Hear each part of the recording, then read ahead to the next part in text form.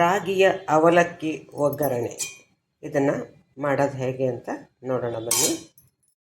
ಪೂರ್ಣ ಶ್ರೀ ಸೃಷ್ಟಿಗೆ ಸ್ವಾಗತ.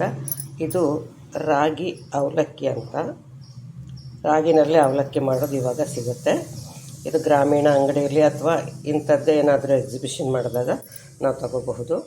ಒಂದೆರಡು ದೊಡ್ಡ ಚಮಚ ಅಷ್ಟು ಎಣ್ಣೆ ಹಾಕ್ಕೊಂಡಿದ್ದೀನಿ. ಇದಕ್ಕೆ ಮಾಮೂಲಿ ಸಾಸಿವೆ, ಉದ್ದಿನಬೇಳೆ, ಕಡಲೆಬೇಳೆ ಹಾಕ್ಕೊಳ್ಳೋಣ. ಉದ್ದಿನಬೇಳೆ, ಕಡಲೆಬೇಳೆ ಹಾಕ್ಕೊಂಡಿದ್ದೀನಿ. ಮಾಮೂಲಿ ಅವಲಕ್ಕಿಗೆ ನಾವು ಹೇಗೆ ಒಗ್ಗರಣೆ ಹಾಕ್ತೀವೋ ಆ ರೀತಿ ಹಸಿಮೆಣಸಿನಕಾಯಿ ಹಾಕ್ಕೊಳ್ಳೋಣ. ಆಮೇಲೆ ಕರಿಬೇವು, ಈರುಳ್ಳಿ,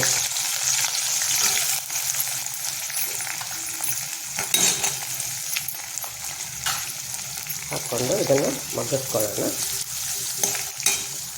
ಸ್ವಲ್ಪ ಅರಿಶಿನ ಕೂಡ ಹಾಕ್ಕೊಳ್ತಾ ಇದ್ದೀನಿ.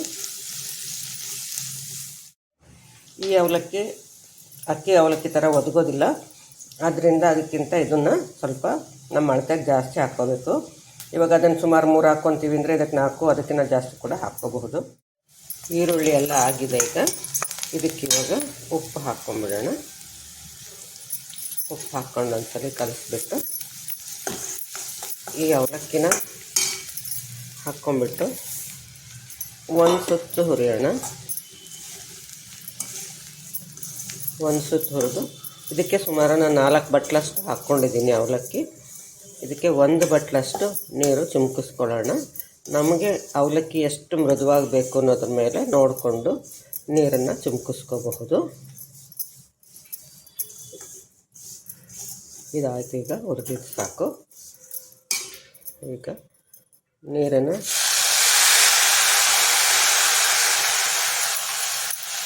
ಚಿಮ್ಕಿಸಿದ್ದೀನಿ. ಇವಾಗ ಹೀಗೆ ಕಲಸೋಣ.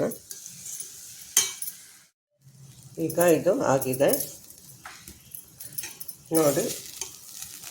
ಈ ಥರ ಇದ್ದರೆ ಸಾಕಾಗತ್ತಲ್ವ. 4ಕ್ಕೆ 1 ನೀರು ಹಾಕಿದ್ರೆ ಸಾಕು. ಕೊತ್ತಂಬರಿ ಸೊಪ್ಪು ಹಾಕಿದ್ದೀನಿ. ತೆಂಗಿನ ತುರಿನೂ ಹಾಕ್ಕೊಳ್ಳೋಣ. ಇವಾಗ ನೋಡೋಕ್ಕೆ ಮತ್ತು ತಿನ್ನೋಕ್ಕೆ ಆಕರ್ಷಕವಾದ, ರುಚಿಕರವಾದ, ಆರೋಗ್ಯಕರವಾದ ಅವಲಕ್ಕಿ, ರಾಗಿ ಅವಲಕ್ಕಿ ಸಿದ್ಧವಾಗಿದೆ. ಇದಕ್ಕೆ ನಿಂಬೆ ರಸ ಆಪ್ಷನಲ್ಲು. ನಿಂಬೆ ರಸ ಯಾವಾಗಲೂ ಆದಷ್ಟು ತಣ್ಣಗಾದ್ಮೇಲೆ, ಒಲೆ ಆರಿಸಿದ ಮೇಲೆ ಹಾಕಿದ್ರೆ ಒಳ್ಳೆಯದು. ಆವಾಗ ಅದರದ್ದು ಸಿ ವಿಟಮಿನ್ ಅಂಶ ಹಾಳಾಗೋದಿಲ್ಲ. ಬಿಸಿಯಾಗಿ ಹಾಕಿದ್ರೆ ಹುಳಿ ಅಂತೂ ಇರುತ್ತೆ, ಸಿ ವಿಟಮಿನ್ ಹೆಚ್ಚಿಗೆ ಸಿಗೋಲ್ಲ ನಮಗೆ ಅಷ್ಟೇ.